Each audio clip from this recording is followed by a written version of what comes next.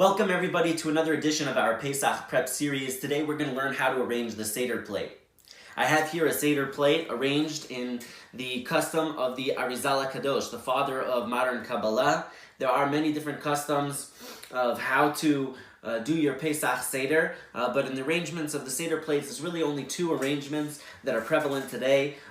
Sephardic Jews and many in the Ashkenazic and Hasidic communities as well follow the teachings of the Arizal, and they prepare their Seder plate as we'll prepare today. We have here on the Seder plate room for the different items that will go on the Seder plate, and on the top here it's blank. That's because we're going to put 3 matzot there.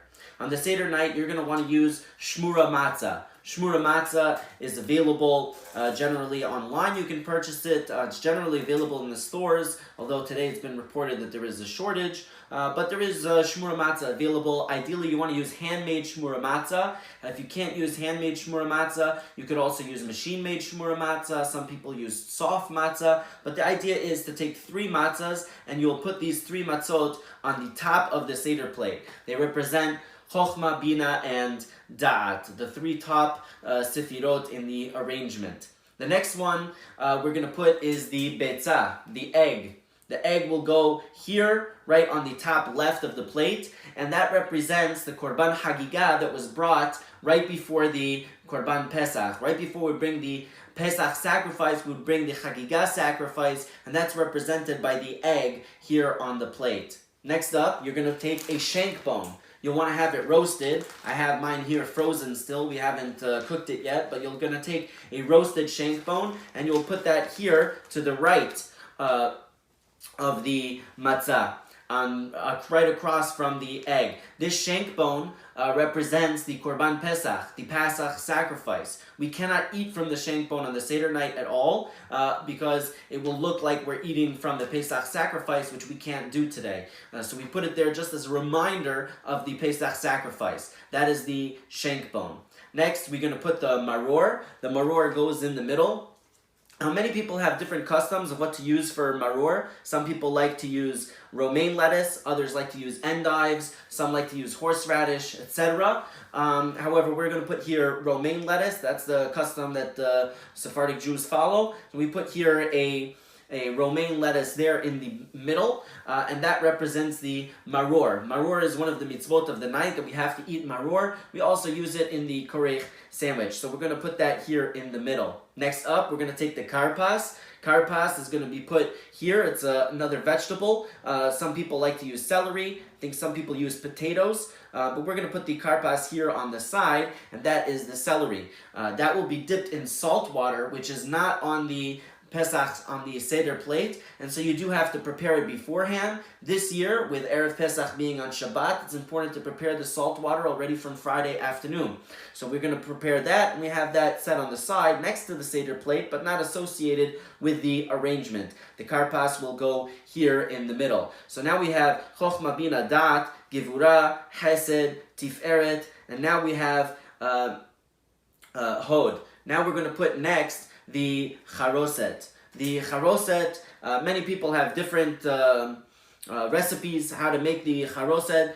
Generally, a lot of people like to put apples. It's brought down in the Gemara that there is a connection between apples and the charoset because the women used to go and hide themselves in the apple orchards in order to give birth so that the Egyptians would not be able to take their children from them. And so there is a lot of people like to use apples. A lot of people like to use wine, raisins, nuts, dates, many different things can go into the haroset. You can look up online how to make a recipe, and that haroset will go here. We're going to dip the maror into the haroset later in the Seder night, and that is, according to some, it's to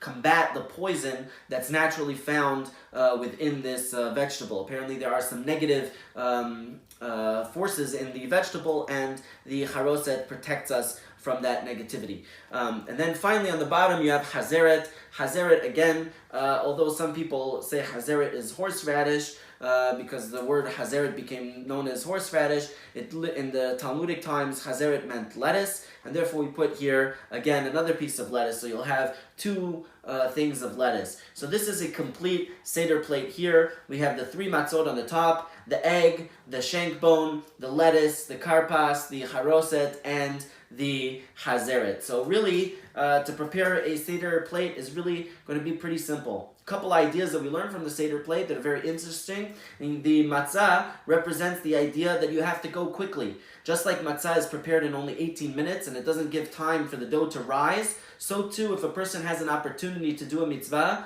we try to do it as quickly as possible and not let the mitzvah pass us by.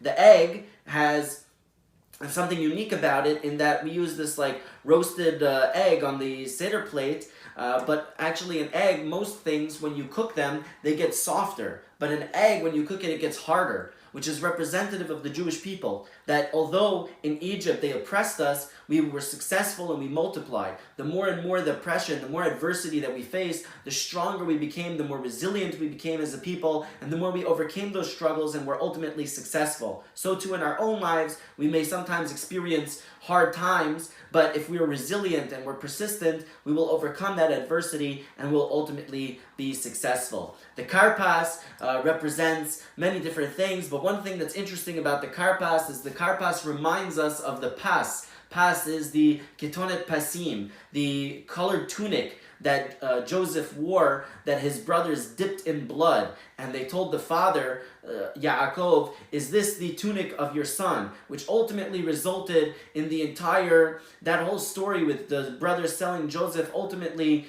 resulted in the entire exodus into Egypt, because that's what brought Joseph down to Egypt, which eventually brought the brothers down to Egypt, which eventually brought their father down to Egypt, and then the entire Jewish people were settled in Egypt, where they eventually became slaves. It all started with that pasim, with that dipping of the pasim in the blood. And so we dip our karpas into the water, symbolizing that, to remind ourselves that if we want to really truly experience a redemption, it has to all start with first being nice to one another and learning the message of the brothers to avoid jealousy and to avoid strife amongst our brothers and our sisters, and to instead embrace each other with love. So I hope you enjoyed, and have a Chag Kasher V'Sameach.